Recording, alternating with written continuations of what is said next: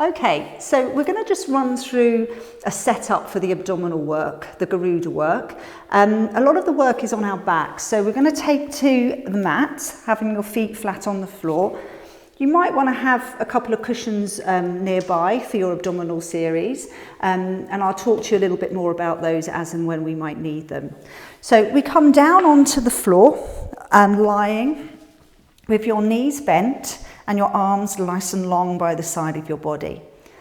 The first thing we notice is the contact of your body against the mat. So we notice the tailbone, the very base of your spine.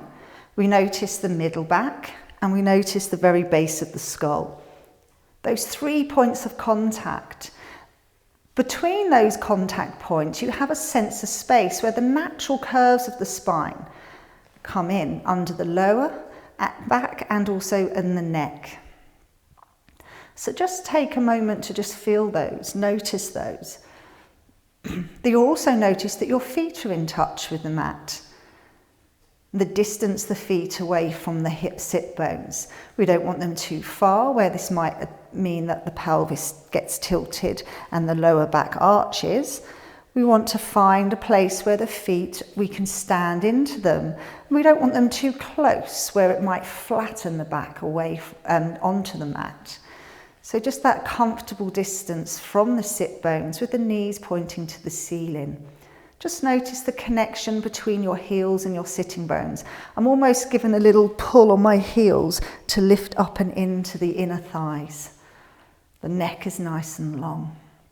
So there's your setup when you're lying. Now we're going to look at the upper body, and this is really important because many of you will find that through the abdominal work you may get like tension in the neck, where we're kind of pulling our head up and really taking it into the neck. So I'm going to help you to be able to feel more comfortable and a little bit more efficient with this part of the body. So we're bringing the hands over the chest, linking your fingers, and the feeling is those elbows being pulled to the outside of the room. And with that, just notice your shoulder blades. They come away from the middle back and they wrap around the back ribs. So it's almost like I'm hugging with my armpits around. I maintain that sense as the hands go then and they sit into the base of the skull. My fingers stay linked. And again, it's important that the hands are here and not pulling on the top of the head. When the hands are there, the elbows, they just find a place in my peripheral vision. So we're not pinning them back and we're not hugging them around the head. They're widening, it's coming from my back as I hug round. And then the head is just almost resting within the hands. The arms and the hands are like a hammock for the head to sit in. The chin is soft and the eyes are looking forwards. And this is the way that I'd like you to set up and just think about your position before we start the abdominal work. So when we look at the setup of the work when we're doing the abdominals, the mats, ideally you want to have your bottom sat right on the end of the mat so that your feet can glide back and forward without catching the edge. So I'm going to just fold my mat in half and then come down onto the mat, having my bottom at the end and then coming down with my head supported. So then we set up from, as we always do for our abdominal work, feet, landmarks, wide through the arms, hands behind the head into the base of the skull, and that kind of hugging through the back ribs. Now when we start the movement for the abdominals, where we're going to lift from is where I want your attention to come to. So there's two main things that are really important here. The first one is your pelvic position. The second one is the ribs. So those 2 points of contact we're going to think about. We want to maintain the position of the pelvis and the contact of your tailbone against the mat. And we also want to think about the middle back is where the movement comes from. So from here, I'm going to start to lift my head as I lean into my bra line. My gaze comes forwards and down towards my navel. I then, using my hands, I just draw on the back of my neck. It's a little bit of a traction as I lengthen my way back onto the mat. So some of the things that might be happening that I want you to think about as you're lifting your head and shoulders, one of the first things that might happen is that you pull on your head, yeah, and you pull and you bring your chin into the chest. So let's have a think about having a small piece of fruit under the chin so we can maintain that distance there. The other thing that might happen as you lift your head and shoulders is that you wrap your arms around and your shoulders come up round your ears, yeah? So this is not going to help the stability of the back here. So we want to keep those shoulders down and the elbows wide. One of the most common things that I see is the tucking of the pelvis.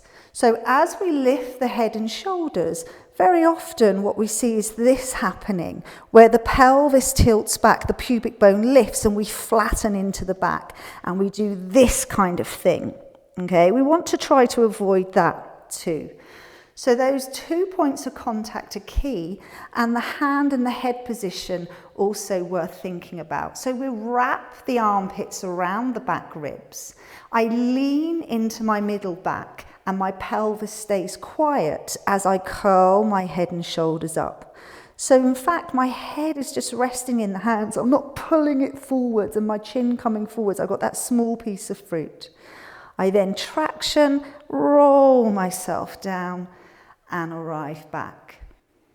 So there's just a few tips on when we're doing the basic abdominal curl that's going to be really helpful to allow us to progress and also really target the area of the body that we want to be working. Well done.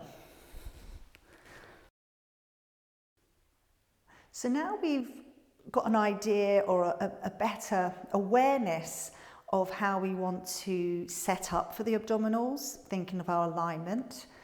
We've also looked at the action of lifting the head and shoulders and where we want to focus that and some of the things that might go wrong or some of the habits that you might find that you pick up on that. So we can just work on bringing all of that good technique into place. So we're going to look at the moving on with the abdominal work. So we have the hands supporting and all the alignment in place.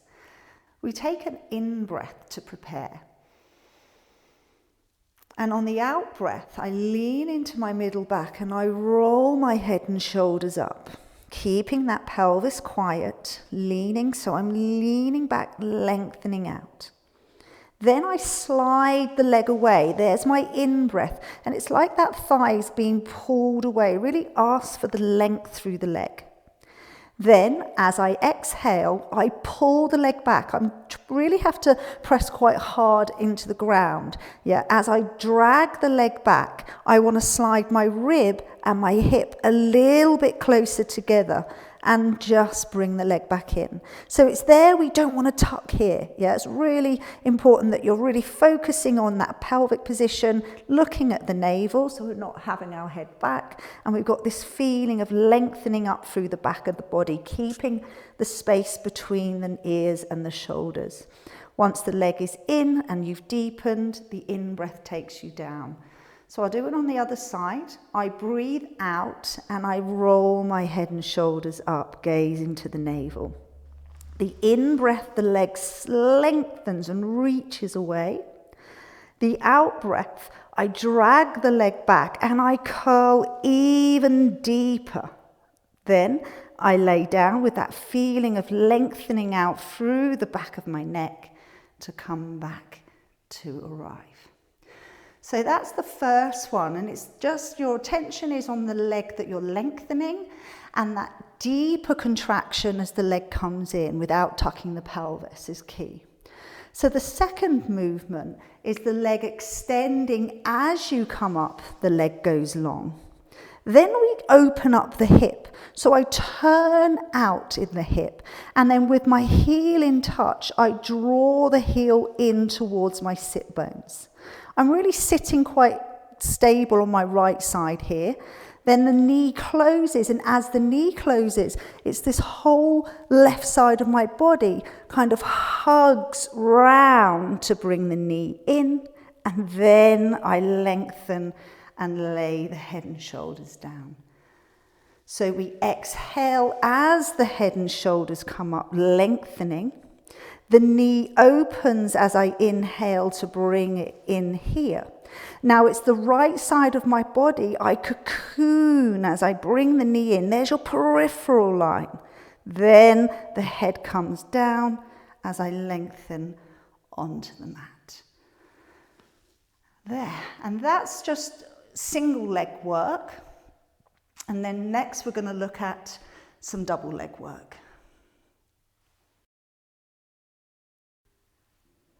So when we come on to the double leg work, the intensity does increase slightly, but I still want you to think about your alignment, which is really important to really get working to the abdominals. So the upper body is as before, with those elbows in the peripheral vision, and we start by breathing in. Then we exhale, and as we exhale, again, I'm leaning into the bra line, my pelvis stays quiet, and I'm rolling up my gaze to the navel. I then send both legs away, lengthening. Think of your divine line up through the inner thigh to your sitting bones. And here I'm feeling the skin of the pubic bone lifting and coming down into the back of the body. I'm also leaning into my bra line and hugging with my back ribs. So those shoulder blades are coming round the back of the body as I lengthen. Everything's coming up through the center line. Then I tap, tap, tap with my legs. Just small movement, keep working on keeping those back ribs down, keep hugging around with the armpits. The next one, we send the left leg out. So I get a little bit of length out through my hip, push down into my right leg and just let that leg lift because it can't go any longer. So as you lengthen, the leg floats and then comes down. And as you lengthen, it floats and comes down.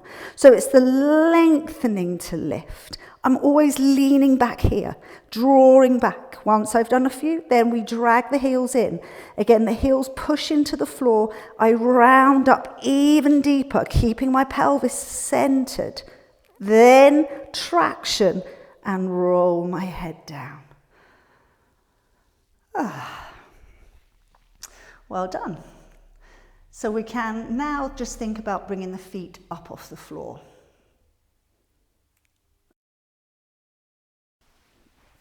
So now we can think about bringing the feet up off of the ground. And we've got a movement which really does bring in the fire into the belly. It's a great one, but it's quite subtle as well.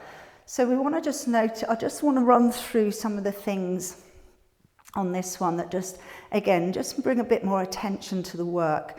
Those upper body, the hugging, the head is in the arms, and we're just prepare with an in-breath. On the out-breath, as we come up, same as all the other work. So leaning into the bra line, lifting, and the gaze is coming towards the navel. I then really want to hold that position as I let my feet just float off the floor. So what might happen here is the back might arch as soon as those feet come up. So we've really got to work on keeping the skin of the pubic bone back. And if you find when you go to lift your feet that the back does arch, or you feel your tummy kind of domes outwards, you just pick up one foot. There's that modification where you can just lift one leg. Once you've lifted one or both feet, we then control and place the head down and then place the feet down. So we've got the upper body organised, shoulder blades down, hugging around, elbows drawing to the outside edges of the room and the fingers linked. Head and shoulders come up. In fact, that's your out breath with this one, to rise. Then the in breath, and we pick up the feet floating. Then we roll the head and shoulders down, and then the feet come down. So moving on from that one, we do the seesaw, which is very similar, lots of the same feeling for this one, but a slightly different sequence. So the head comes up and then the feet come up. I then put the head down. I then lift the head and place the feet down. I lift the feet, place the head down, lower the feet and lift the head. So this is the same thing here, we're really kind of concentrating on keeping the centered pelvis, the abdominals working. Then the head comes down and we rest there.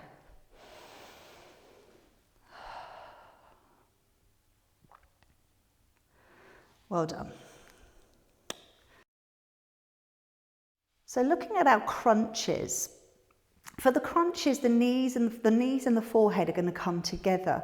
And this is all on our exhalation. So this is a lot about the breath and control of the breath, as well as the work that we're going to get through the abdominals.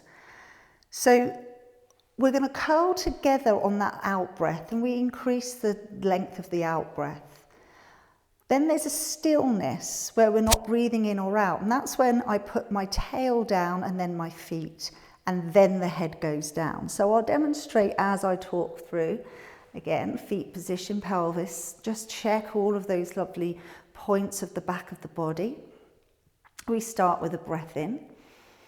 We breathe out. We start to lift. I'm breathing out for 5, for 4, for 3, for 2. My tailbone comes off the floor and I'm in the tightest little ball I can be. I then let my tailbone come down. I let my feet come down, and then I place the head down. So again, breath in. And we do a count of 6. So I breathe out for 6, 5, 4, 3, 2 and 1. And it's that real tight little ball that we want to get to. And again, just think about those armpits right, so we're not coming here. Okay, so we're holding and hugging, the elbows lifting you forwards. Then your tail comes down. Then your feet come down. Then you lengthen and lay down. And then that work just continues with the breath increasing. So I'll finish with a 10 so you can see. The whole of my out breath to come in.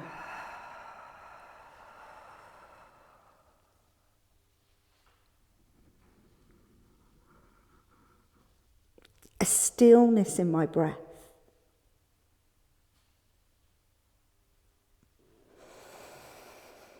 In breath to lower. Okay, that's great, thank you.